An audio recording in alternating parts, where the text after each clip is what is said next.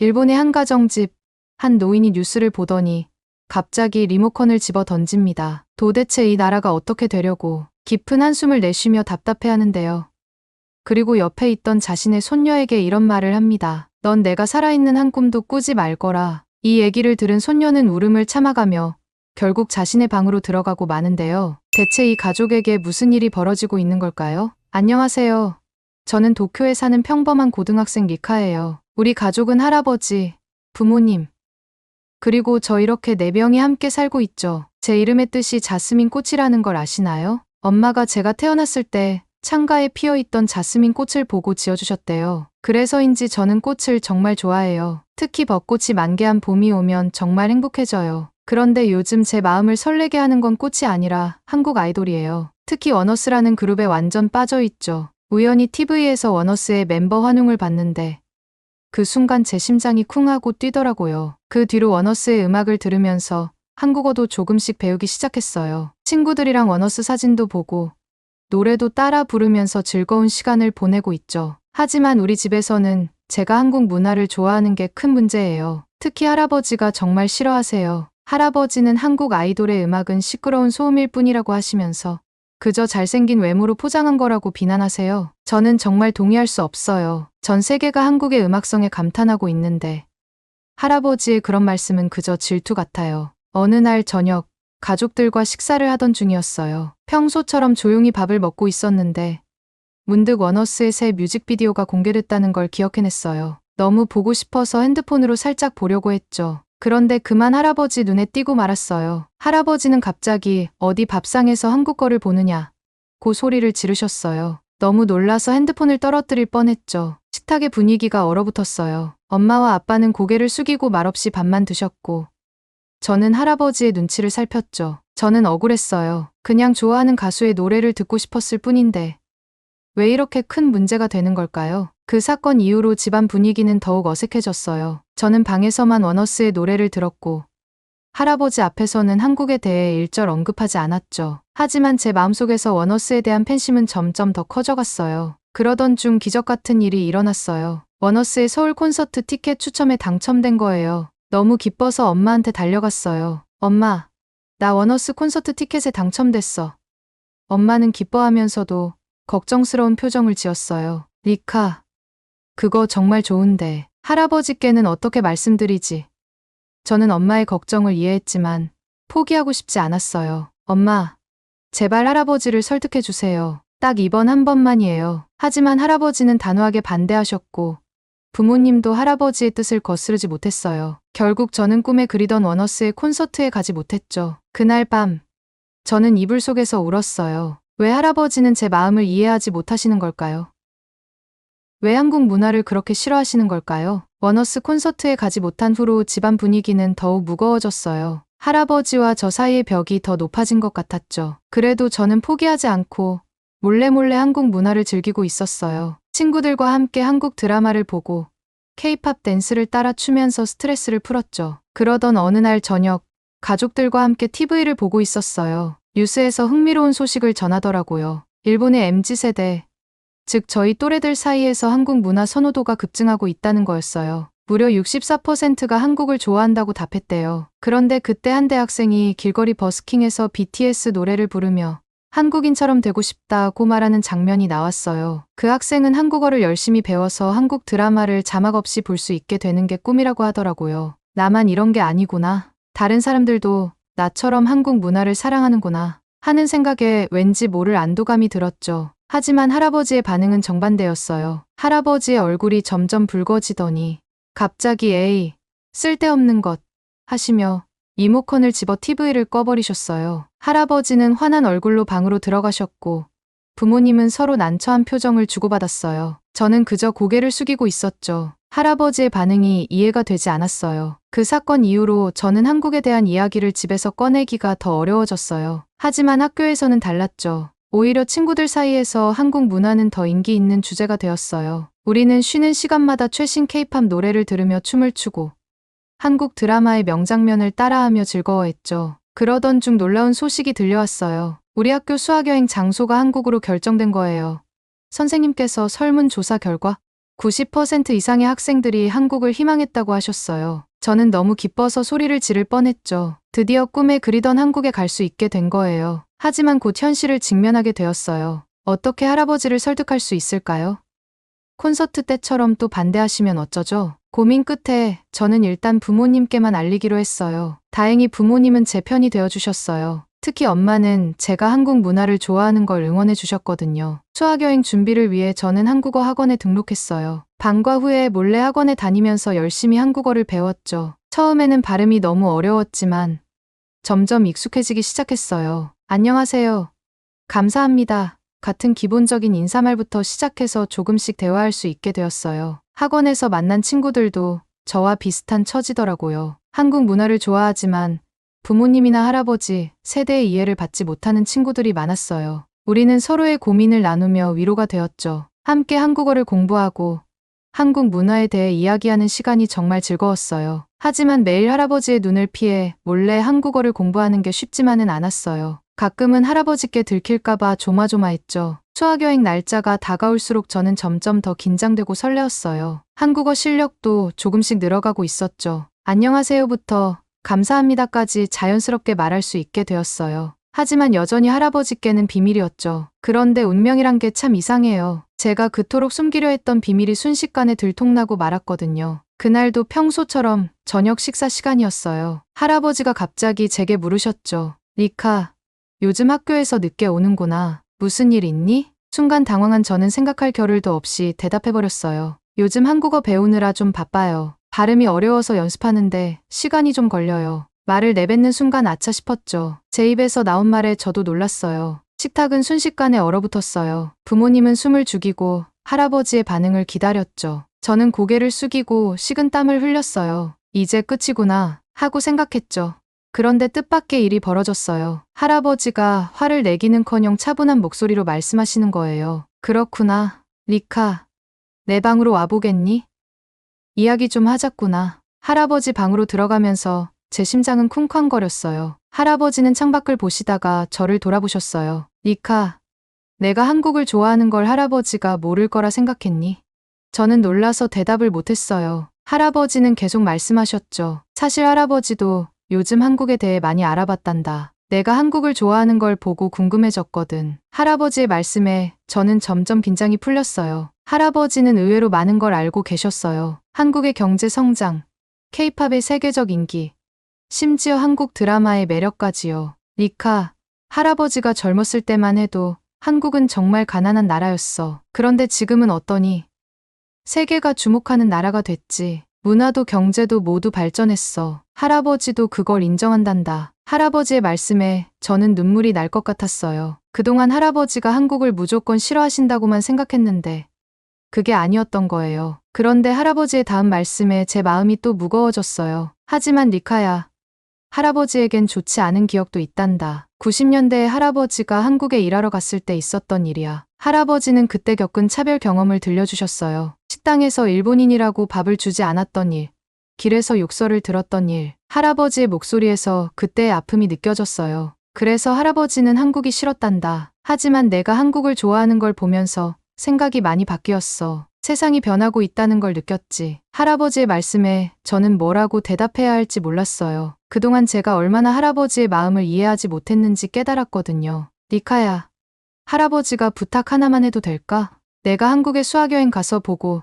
느낀 것들을 솔직하게 말해주렴. 지금의 한국이 정말 어떤지 할아버지도 알고 싶구나. 할아버지의 부탁에 저는 고개를 끄덕였어요. 네, 할아버지, 꼭 그렇게 할게요. 제가 보고 느낀 한국의 모습을 있는 그대로 말씀드릴게요. 그날 밤, 저는 오랜만에 편안한 마음으로 잠들 수 있었어요. 할아버지와의 대화로 오랫동안 쌓여있던 벽이 조금은 허물어진 것 같았거든요. 이제 한국행 수학여행이 더욱 기대돼요. 할아버지께 들려드릴 이야기를 만들어 오는 거니까요. 한국에서의 모든 순간을 소중히 여기며 진심을 담아 경험해야겠어요. 할아버지와 제 사이에 놓인 세대 차이, 그리고 역사의 아픔을 조금이나마 이해하고 극복할 수 있는 기회가 될 것 같아요. 드디어 기다리던 한국 수학여행 날이 왔고 비행기에 오르면서 가슴이 두근거렸죠. 창밖으로 보이는 구름을 보며 이제 정말 한국에 가는구나 하는 생각에 설렜어요. 인천국제공항에 도착했을 때 저는 눈을 크게 떴어요. TV에서 본 것보다 훨씬 더 크고 현대적이었거든요. 공항 직원들은 우리를 보고 친절하게 미소 지으며 어서 오세요라고 인사해 주셨어요. 제가 배운 한국어로 감사합니다라고 답하니 더 환하게 웃어주셨죠. 첫 일정은 자매학교 방문이었어요. 한국 학생들이 우리를 반갑게 맞아주었어요. 처음엔 어색했지만 금세 친해졌죠. 한 여학생이 제게 다가와 일본어 조금 할 수 있어요 라고 말하더라고요. 서로의 언어를 배우려는 모습에 우리는 웃음을 터뜨렸어요. 수업에 참관했는데 한국 학생들의 열정적인 모습에 놀랐어요. 질문도 많이 하고 토론도 활발하게 하더라고요. 쉬는 시간에는 한국 친구들이 저희에게 K-팝 댄스를 가르쳐 줬어요. 서로 어설픈 춤을 추며 즐거운 시간을 보냈죠. 전통 한복을 입고 골목을 거닐었는데 마치 시간 여행을 한 것 같았어요. 처마 끝에 달린 풍경이 바람에 흔들리며 맑은 소리를 내는 게 정말 운치 있었죠. 한 할머니께서 저희를 보시더니 어이구 예쁜 애라고 말씀해 주셨어요. 할머니의 따뜻한 미소에 저도 모르게 행복해졌어요. 서울에 도착했을 때는 그 거대한 규모에 압도되었어요. 높은 빌딩들, 복잡한 지하철, 24시간 불이 꺼지지 않는 거리. 정말 활기찬 도시더라고요. 남산 서울타워에 올라가 서울 전경을 내려다봤을 때는 숨이 멎는 줄 알았어요. 길거리 음식도 맛있었고 화장품 가게마다 진열된 다양한 제품들을 구경하는 재미도 쏠쏠했죠. 직원들이 일본어로 어서 오세요라고 인사해주는 게 인상적이었어요. 불고기, 비빔밥, 떡볶이 하나같이 입에 잘 맞았죠. 특히 삼계탕은 정말 기억에 남아요. 뜨거운 국물에 부드러운 닭고기 그리고 찹쌀의 조화가 일품이었거든요. 호텔에서 만난 직원들도 모두 친절했어요. 일본인이라고 하니까 오히려 더 신경 써주는 것 같았어요. 불편한 거 있으면 언제든 말씀해 주세요 라며 계속 챙겨주셨죠. 마지막 날, 우리는 한강공원에서 시간을 보냈어요. 자전거를 빌려 한강변을 달리면서 서울의 아름다움을 만끽했죠. 비행기를 타고 일본으로 돌아오는 길, 저는 할아버지께 들려드릴 이야기들을 정리해 보았어요. 한국의 발전된 모습, 친절한 사람들, 맛있는 음식, 그리고 무엇보다 일본인인 저희를 따뜻하게 대해준 것들. 할아버지께서 어떤 반응을 보이실지 궁금해졌어요. 그리고 언젠가 꼭 다시 한국을 오고 싶다는 생각이 들었죠. 수학 여행이 아닌 제 가족들과 함께요. 할아버지도 모시고 와서 제가 본 한국을 직접 보여드리고 싶어요. 그날이 오면 우리 가족의 오래된 갈등도 완전히 풀릴 수 있지 않을까요? 한국에서 돌아온 후 저는 정말 많은 것이 변했어요. 마치 제 인생의 새로운 페이지가 열린 것 같았죠. 가장 먼저 한 일은 할아버지께 여행 이야기를 들려드리는 거였어요. 할아버지 방에 들어가 조심스레 말을 꺼냈죠. 할아버지, 제가 본 한국은 정말 달랐어요. 사람들이 너무 친절했고 거리는 깨끗하고 현대적이었어요. 무엇보다 저희를 편견 없이 대해주셨어요. 할아버지는 눈을 크게 뜨고 제 이야기를 들으셨어요. 제가 겪은 따뜻한 경험들, 맛있게 먹은 음식들, 아름다운 풍경들, 모든 걸 자세히 말씀드렸죠. 특히 길을 잃었을 때 한 아저씨가 직접 목적지까지 데려다 주신 이야기를 하자 할아버지의 표정이 놀랍도록 부드러워졌어요. 그랬구나. 세상이 많이 변했구나. 할아버지의 목소리에서 감동이 느껴졌어요. 그날 이후로 할아버지의 태도가 조금씩 바뀌기 시작했어요. 제가 한국 노래를 들을 때도 더 이상 화를 내지 않으셨고 가끔은 이 노래 제목이 뭐니? 라고 물어보시기도 했죠. 한 번은 제가 듣던 원어스의 노래를 듣고 음악이 꽤 좋구나라고 말씀하셔서 깜짝 놀랐어요. 저는 한국어 공부에 더욱 열중했어요. 학원도 계속 다니고 한국 드라마도 자막 없이 볼 수 있게 되었죠. 할아버지께서는 제가 공부하는 모습을 보시고는 열심히 하는구나라고 칭찬해 주셨어요. 그 말씀에 더욱 힘이 났죠. 어느 날 할아버지께서 저를 부르셨어요. 니카야, 이거 한번 읽어볼래? 하시며 책 한 권을 건네주셨는데 놀랍게도 한국 역사책이었어요. 할아버지가 내 이야기를 듣고 나서 한국에 대해 더 알고 싶어졌단다. 같이 공부해보자꾸나. 할아버지와 함께 한국 역사를 공부하면서 우리는 서로를 더 이해하게 되었어요. 과거의 아픔도 알게 되었지만 그것을 극복하고 발전한 한국의 모습에 대해서도 배웠죠. 부모님도 변화를 느끼신 것 같아요. 더 이상 한국 문화를 두고 다투는 일이 없어졌거든요. 오히려 가족 모두가 한국 드라마를 함께 보는 날도 생겼어요. 처음에는 어색했지만 점점 즐거운 시간이 되어갔죠. 니카야, 다음에 한국에 갈 때는 우리 가족 모두 같이 가자. 아빠의 제안에 우리 모두 환하게 웃었어요. 할아버지도 그래, 나도 한번 가보고 싶구나라고 하셨죠. 이제 저는 미래를 꿈꿔요. 대학에서 한국어를 전공하고 싶어요. 그리고 언젠가는 한국과 일본 사이의 문화 교류를 돕는 일을 하고 싶어요. 두 나라가 서로를 더 이해하고 가까워질 수 있도록 돕는 거죠. 할아버지께서는 제 꿈을 응원해 주세요. 리카, 내가 두 나라를 잇는 다리가 되어줘. 할아버지의 세대가 하지 못한 일을 내가 해주렴. 이 말씀에 저는 더욱 힘을 얻었어요. 가끔 할아버지와 저는 한강공원에서 찍은 사진을 보며 이야기를 나눠요. 리카야, 다음에 가면 할아버지도 저기서 치맥을 먹어볼까?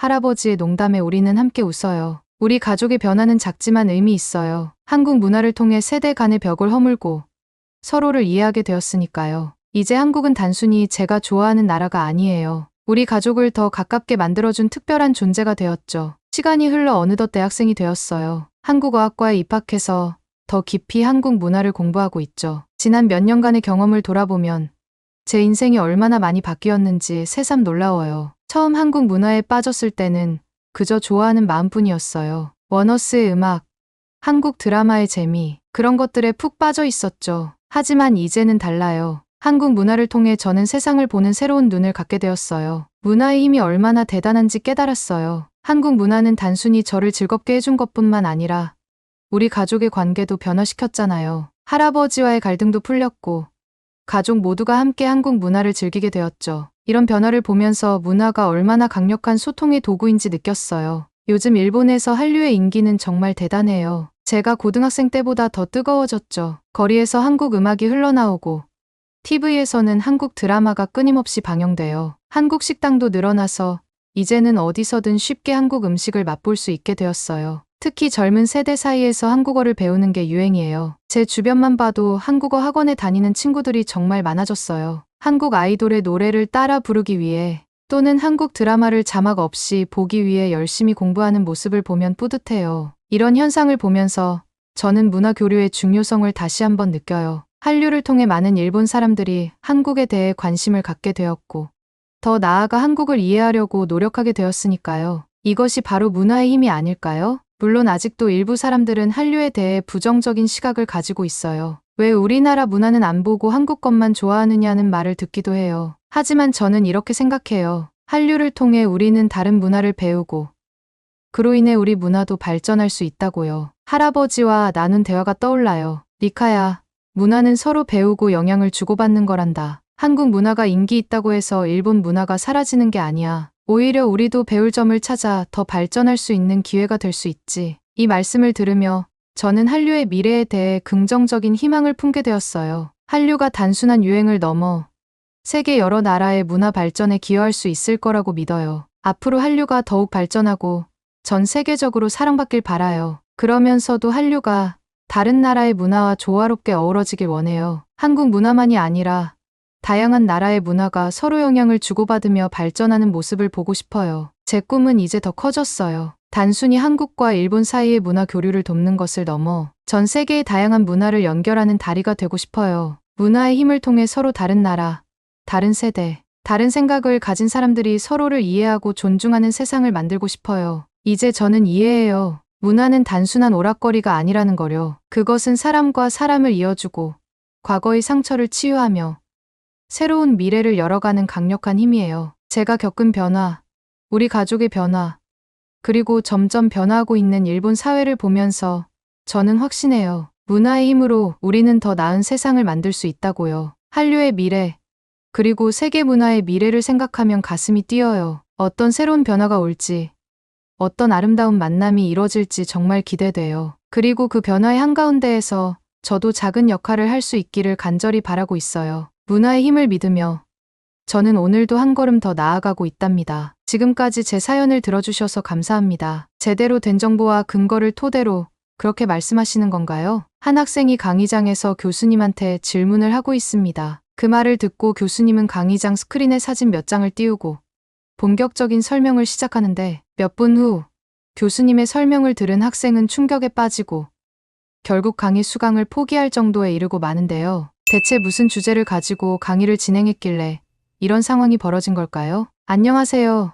제 이름은 에밀리 워커예요. 하버드 대학교 국제관계학과 3학년 학생이죠. 저는 어릴 때부터 역사에 관심이 많았어요. 특히 동아시아의 복잡한 역사와 문화에 매료되어 있었죠. 그래서 대학에 와서 국제관계학을 전공으로 선택했고 한국과 일본의 역사를 깊이 공부하고 싶었어요. 작년에 일본으로 교환학생을 다녀왔는데 그때의 경험이 제 생각을 많이 바꿔놓았어요. 일본에서 접한 역사책들은 제가 알고 있던 것과는 너무나 다른 내용들이었거든요. 한국과 일본의 관계를 마치 평화로운 동반자 관계인 것처럼 묘사하고 심지어 일본의 식민 지배를 한국의 근대화를 위한 불가피한 과정으로 정당화하더라고요. 그때는 그게 진실인 줄 알고 무심코 받아들였어요. 일본에서 보낸 시간 동안 저는 그곳의 문화와 사람들을 정말 좋아하게 됐어요. 하지만 동시에 뭔가 이상한 점도 느꼈죠. 한국에 대한 이야기가 나올 때마다 일본 친구들의 반응이 좀 달라지는 것 같았거든요. 어떤 친구들은 불편해하는 것 같았고 또 어떤 친구들은 무관심한 듯 보였어요. 그때는 그저 문화 차이겠지라고 생각했죠. 그렇게 일본에서의 시간을 보내고 하버드로 돌아왔고 캠퍼스를 걷다가 우연히 에드워드 슐츠 교수님의 한국 역사의 숨은 진실이라는 강연 포스터를 봤어요. 평소 존경하던 교수님이라 관심이 갔죠. 다음 날 아침 저는 일찍 일어나 강연장으로 향했어요. 가는 길에 지연이를 만났는데 제가 어디 가는지 물어보더라고요. 슐츠 교수님의 강연에 간다고 하니까 지연이의 표정이 갑자기 밝아졌어요. 에밀리, 그 강연 정말 좋을 거야. 난 들어본 적 있는데 많은 걸 배울 수 있을 거야. 라고 말해주었죠.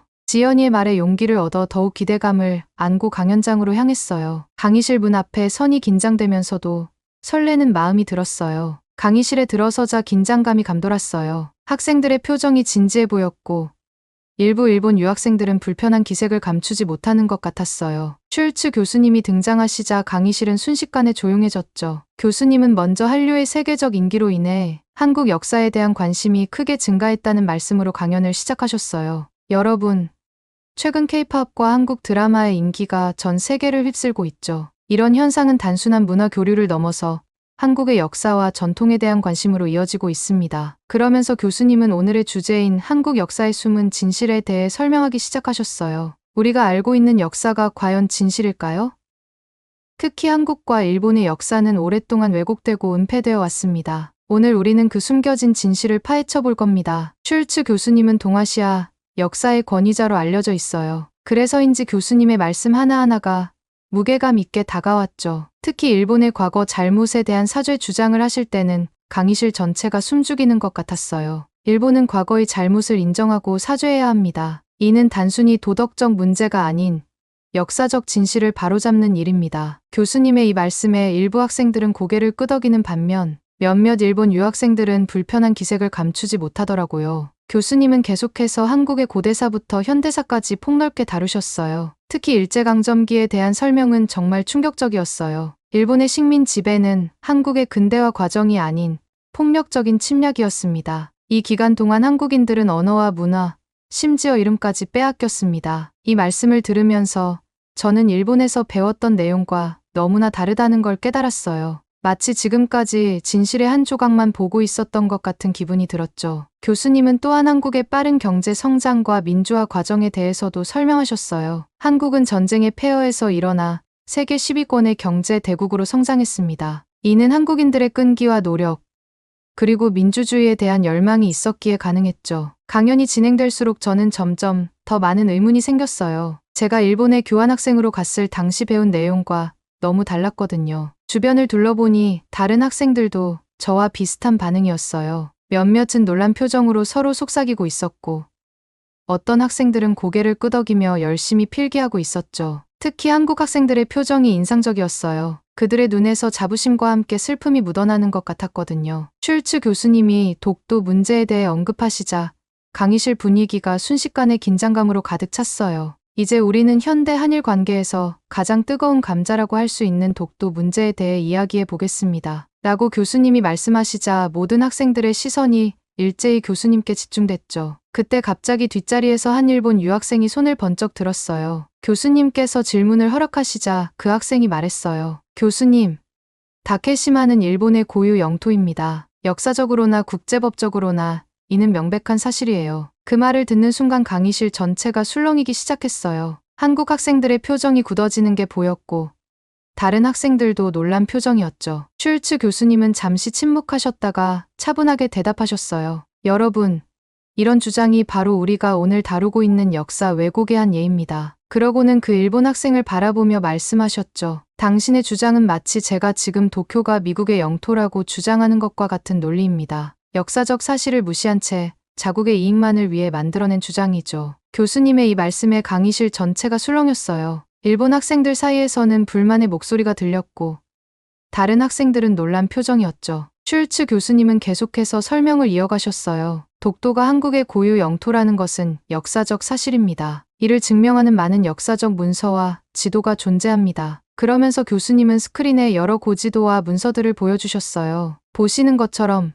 17세기 일본의 지도에도 독도는 조선의 영토로 표시되어 있습니다. 또한 1905년 일본이 독도를 자국 영토라고 주장하기 전까지 독도의 영유권에 대해 어떠한 분쟁도 없었죠. 그러던 중 또 다른 일본 학생이 손을 들고 질문했어요. 하지만 교수님, 1905년 이후로는 일본이 실효적으로 독도를 지배해왔지 않나요? 이 질문에 교수님은 고개를 저으셨어요. 그렇지 않습니다. 1905년 일본의 독도 편입 선언은 불법적인 것이었습니다. 당시 한국은 일본의 강압에 의해 외교권을 빼앗긴 상태였죠. 이는 제국주의 침략의 일환이었을 뿐입니다. 교수님의 설명이 이어질수록 일본 학생들의 표정은 불편해 보였고 한국 학생들은 깊은 생각에 잠긴 것 같았죠. 교수님은 마지막으로 이렇게 말씀하셨어요. 역사는 단순한 과거의 기록이 아닙니다. 그것은 현재를 이해하고 미래를 준비하는 중요한 열쇠입니다. 독도 문제는 단순한 영토 분쟁이 아닌 과거사 청산과 역사 인식의 문제입니다. 우리는 이 문제를 객관적이고 냉철하게 바라볼 필요가 있습니다. 독도 문제에 대한 열띤 토론이 어느 정도 가라앉자 슐츠 교수님은 화제를 바꾸셨어요. 자, 이제 우리는 더 근본적인 문제로 들어가 보겠습니다. 일본의 역사와 문화적 뿌리에 대해 얘기해 볼까요? 이 말씀에 특히 일본 학생들의 표정이 긴장되는 게 보였죠. 교수님은 스크린에 일본의 가나 문자를 띄우셨어요. 여러분, 이 문자들이 익숙하지요? 하지만 이 문자들의 기원을 아는 사람은 많지 않을 겁니다. 일본의 가나 문자는 한국의 고대 왕국이었던 백제의 향찰과 이두에서 유래했습니다. 한자를 차용해 만든 이 표기 방식이 일본으로 전해져 지금의 가나 문자가 된 거죠. 그 다음엔 더 충격적인 이야기가 이어졌어요. 일본 왕실의 뿌리 또한 한반도에 있습니다. 일본 왕실은 한국의 백제 왕가에서 갈라져 나온 것으로 알려져 있죠. 일본 학생 하나가 손을 들고 물었어요. 그게 정말인가요? 증거가 있나요? 교수님은 고개를 끄덕이셨어요. 네.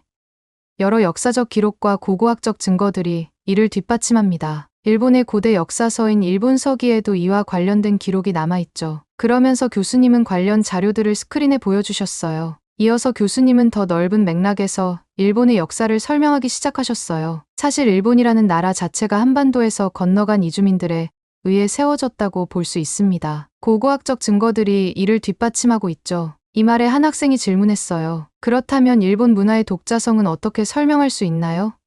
교수님은 미소를 지으셨어요. 좋은 질문입니다. 물론 일본은 이후 독자적인 문화를 발전시켰습니다. 하지만 그 기원과 초기 발전 과정에서 한반도의 영향이 매우 컸다는 점은 부인할 수 없는 사실이죠. 교수님은 계속해서 한국과 일본의 역사적 관계를 설명하셨어요. 오랫동안 한국은 일본보다 훨씬 선진국이었습니다. 한국은 일본의 불교, 유교, 농업기술, 도자기 제작 기술 등을 전파했죠. 일본에 있어 한국은 선생님 같은 존재였던 겁니다. 그렇다면 왜 근대에 들어 일본이 한국을 지배할 수 있었던 건가요? 일본 학생의 질문에 교수님은 심각한 표정으로 대답하셨어요. 그것은 일본이 서구의 근대화를 먼저 받아들였기 때문입니다. 하지만 이는 일시적인 현상이었죠. 현재 한국은 다시 세계적인 강국으로 부상하고 있습니다. 주변을 둘러보니 다른 학생들도 저와 비슷한 반응이었어요. 교수님은 스크린에 1861년이라는 숫자를 크게 띄우셨어요. 이 해는 미국에서 남북전쟁이 시작된 해입니다. 그런데 이 전쟁이 일본과 무슨 관계가 있을까요? 학생들은 의아한 표정을 지었어요. 놀랍게도 이 전쟁 덕분에 일본은 서구 열강의 식민지가 되는 것을 면할 수 있었습니다. 교수님의 설명이 이어졌어요. 당시 미국은 일본을 개항시키고 영향력을 확대하려 했지만 남북전쟁으로 인해 그 계획을 미룰 수밖에 없었죠. 이 시간 동안 일본은 서구의 기술과 제도를 빠르게 받아들일 수 있었습니다. 그렇다면 한국은 왜 그렇게 하지 못했나요? 교수님은 고개를 끄덕이셨어요. 한국은 당시 쇄국 정책을 펴고 있었죠. 외세의 침략을 막기 위한 조치였지만 결과적으로 근대화가 늦어지는 원인이 되었습니다. 교수님은 계속해서 설명하셨어요. 일본은 이 기회를 놓치지 않았습니다. 메이지 유신을 통해 빠르게 서구의 기술과 제도를 도입했죠. 그 결과 일본은 한국을 비롯한 주변국들을 앞서게 되었습니다. 그러나 교수님의 표정이 갑자기 어두워졌어요. 하지만 일본은 이렇게 얻은 힘을 불행하게도 제국주의적 팽창에 사용했습니다. 특히 한국에 대한 침략은 매우 폭력적이고 체계적이었죠. 교수님은 이제 일제의 한국 침략에 대해 자세히 설명하기 시작하셨어요. 1910년, 일본은 한국을 강제로 병합했습니다. 이후 36년간의 식민 지배는 한국인들에게 큰 고통을 안겨주었죠. 스크린에는 당시의 사진들이 나타났어요. 강제 노역에 시달리는 한국인들, 일본어로 수업받는 학생들, 창씨개명 문서 등이었죠. 교수님의 목소리가 무거워졌어요. 일본은 한국의 언어와 문화를 말살하려 했습니다. 한국인들은 자신의 이름도 일본식으로 바꿔야 했죠. 특히 충격적이었던 건 위안부 문제에 대한 설명이었어요. 일본군은 수많은 한국 여성들을 강제로 끌고 가 성노예로 삼았습니다. 이는 전시 범죄이자 인권 유린이었죠. 이 말에 강의실 전체가 숙연해졌어요. 일본 학생 하나가 떨리는 목소리로 물었어요. 왜 이런 내용은 우리 교과서에 없는 건가요? 교수님은 깊은 한숨을 내쉬셨어요. 그것이 바로 우리가 오늘 다루고 있는 숨겨진 역사입니다. 일본 정부는 아직도 이런 역사적 사실들을 제대로 인정하지 않고 있죠. 강의실은 무거운 침묵에 휩싸였어요. 일본 학생들은 충격받은 듯 보였고 한국 학생들의 눈에는 슬픔이 가득했죠. 역사를 직시하는 것은 어렵지만 필요한 일입니다. 과거의 잘못을 인정하고 반성할 때 우리는 더 나은 미래를 만들어갈 수 있습니다. 슐츠 교수님의 강연이 막바지에 접어들면서 분위기는 더욱 무거워졌어요. 이제 우리는 가장 중요하면서도 민감한 주제를 다루려 합니다. 바로 일본의 역사 왜곡 문제입니다. 교수님은 스크린에 몇 장의 일본 역사 교과서 페이지를 띄우셨어요. 이것들은 현재 일본에서 사용되고 있는 역사 교과서들입니다. 여러분, 이 내용들이 어떤가요? 일본 학생 하나가 조심스럽게 대답했어요. 저희가 학교에서 배운 내용과 비슷해 보입니다만. 맞습니다. 하지만 이 교과서들에는 심각한 문제가 있습니다. 교수님은 교과서의 몇 부분을 확대해서 보여주셨어요. 보시다시피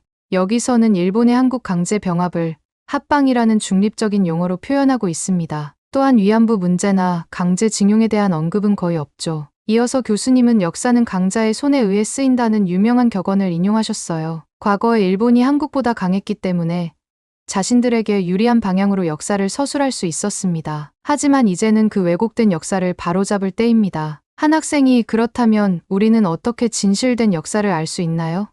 우리는 다양한 자료와 증거들을 비교 검토해야 합니다. 또한 피해자들의 증언도 중요하게 다뤄야 하죠. 교수님은 계속해서 일본의 역사 왜곡 사례들을 보여주셨어요. 난징 대학살을 사소한 사건으로 축소하는 기술, 위안부 문제를 자발적 매춘으로 왜곡하는 주장 등이었죠. 이를 보며 강의실 전체가 충격에 빠졌어요. 하지만 기억하세요. 교수님이 강조하셨어요. 일본의 침략 사실은 결코 숨길 수 없는 진실입니다. 수많은 역사적 증거와 피해자들의 증언이 존재하기 때문이죠. 위안부 피해자들의 증언, 강제징용된 한국인들의 기록, 국제재판소의 판결문 등이었죠. 이런 증거들 앞에서 역사 왜곡은 설 자리가 없습니다. 일본 학생 하나가 떨리는 목소리로 말했어요. 저는 지금까지 이런 내용을 전혀 몰랐습니다. 왜 우리는 이런 사실들을 배우지 못한 걸까요?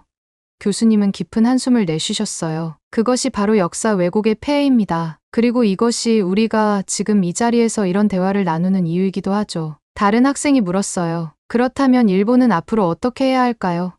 교수님은 진지한 표정으로 대답하셨어요. 먼저 과거의 잘못을 인정해야 합니다. 그리고 진심 어린 사과와 함께 적절한 보상이 이뤄져야 하죠. 이는 단순히 한국을 위해서가 아닙니다. 일본 자신을 위해서도 필요한 일입니다. 강의실은 무거운 침묵에 휩싸였어요. 모든 학생들이 깊은 생각에 잠긴 것 같았죠. 저도 머릿속이 복잡했어요. 지금까지 알고 있던 사실들이 얼마나 왜곡되어 있었는지 깨달으니 마음이 무거워졌어요. 하지만 동시에 희망도 느꼈어요. 교수님의 말씀처럼 진실은 결국 밝혀지기 마련이니까요. 이제 우리가 해야 할 일은 이 진실을 더 많은 사람들에게 알리고 올바른 역사 인식을 가지도록 노력하는 것이겠죠. 슐츠 교수님의 강연이 마무리되어 가면서 교수님은 현재와 미래에 대한 이야기를 시작하셨어요. 지금까지 우리는 과거의 역사에 대해 이야기했습니다. 이제 현재와 미래를 바라볼 시간입니다. 교수님은 스크린에 최근 한국의 경제 지표와 문화 콘텐츠의 세계적 인기를 보여주는 그래프들을 띄우셨어요. 여러분도 아시다시피 최근 한국의 세계적 위상이 크게 높아졌습니다. K-팝, K-드라마, 그리고 한국 영화의 세계적 성공은 말할 것도 없고 경제적으로도 한국은 이제 세계 10위권의 강국이 되었죠. 이어서 교수님은 이런 한국의 성장이 역사에 대한 관심 증가로 이어지고 있다고 설명하셨어요. 한국 문화에 매료된 전 세계 사람들이 이제는 한국의 역사에 대해서도 궁금해하고 있습니다. 이는 한국의 역사, 나아가 동아시아의 역사를 바로 알릴 수 있는 좋은 기회입니다. 하지만 교수님의 표정이 다시 진지해졌어요. 그러나 여전히 큰 장애물이 있습니다. 바로 일본의 지속적인 역사 왜곡 문제죠. 교수님은 최근 일본 정치인들의 역사 왜곡 발언들과 우익 단체들의 활동을 보여주는 뉴스 기사들을 스크린에 띄우셨어요. 일본의 일부 정치인들과 단체들은 여전히 과거사를 부정하거나 왜곡하고 있습니다. 심지어 일본 정부 차원에서도 역사 교과서 왜곡을 묵인하거나 지원하는 경우가 있죠. 이 말에 강의실 전체가 숙연해졌어요. 그러면서 교수님은 이런 상황에서 한국이 해야 할 일에 대해 강조하셨어요. 이제 한국은 더 이상 피해자의 입장에만 머물러서는 안 됩니다. 세계적인 위상에 걸맞게 주도적으로 올바른 역사를 세계에 알려야 할 때입니다. 교수님은 구체적인 방안들도 제시하셨어요. 먼저 국제적인 학술 교류를 통해 한국사의 진실을 알려야 합니다. 또한 문화 콘텐츠를 통해 자연스럽게 한국의 역사를 소개하는 것도 좋은 방법이 될 수 있죠. 그리고 무엇보다 중요한 것은 객관적이고 공정한 태도로 역사를 대하는 것입니다. 한 학생이 손을 들고 질문했어요. 하지만 그렇게 하면 일본과의 관계가 더 나빠지지 않을까요? 교수님은 고개를 끄덕이셨어요. 단기적으로는 갈등이 심화될 수 있습니다. 하지만 장기적으로 볼 때 진실에 기반한 역사 인식은 양국 관계 개선의 토대가 될 것입니다. 다른 학생이 또 질문했어요. 우리 같은 외국 학생들은 어떤 역할을 할 수 있을까요?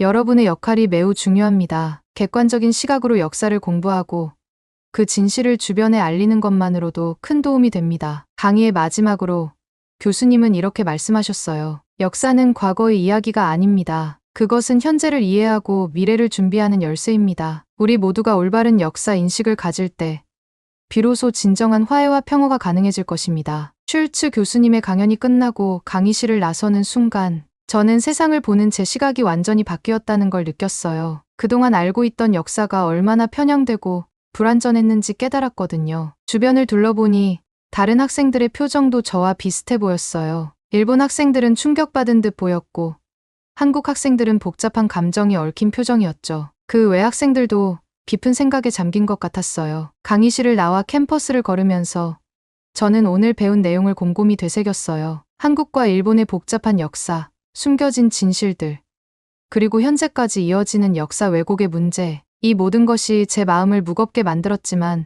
동시에 뭔가 행동해야겠다는 결심도 하게 됐어요. 문득 룸메이트 지연이가 생각났어요. 이제야 지연이가 역사 얘기만 나오면 조용해지던 이유를 이해할 것 같았어요. 오늘 배운 내용을 지연이와 나누고 싶다는 생각이 들었죠. 도서관으로 향하면서 저는 더 많은 책을 읽고 더 깊이 공부해야겠다고 다짐했어요. 단순히 아는 것에서 그치는 게 아니라 이 지식을 어떻게 활용할 수 있을지 고민해 봐야겠다는 생각도 들었고요. 오늘의 강연은 끝났지만 저에게는 새로운 시작인 것 같아요. 역사를 바로 알고 그 진실을 전하는 것이 얼마나 중요한지 깨달았으니까요. 앞으로 제가 어떤 변화를 만들어갈 수 있을지 기대되면서도 설레는 마음이 듭니다. 강연장을 나서는 그 순간 저는 더 이상 역사의 방관자가 아닌 적극적인 참여자가 되기로 마음먹었어요. 이것이 바로 오늘 강연에서 얻은 가장 큰 교훈이자 제 인생의 새로운 전환점이 될 것 같습니다. 역사를 잊은 민족에게 미래는 없다는 말이 있듯이 내 나라가 아닐지라도 잘못된 역사는 바로 잡고 나아가야 한다는 생각이 들었어요. 지금까지 제 사연을 들려주셔서 감사합니다.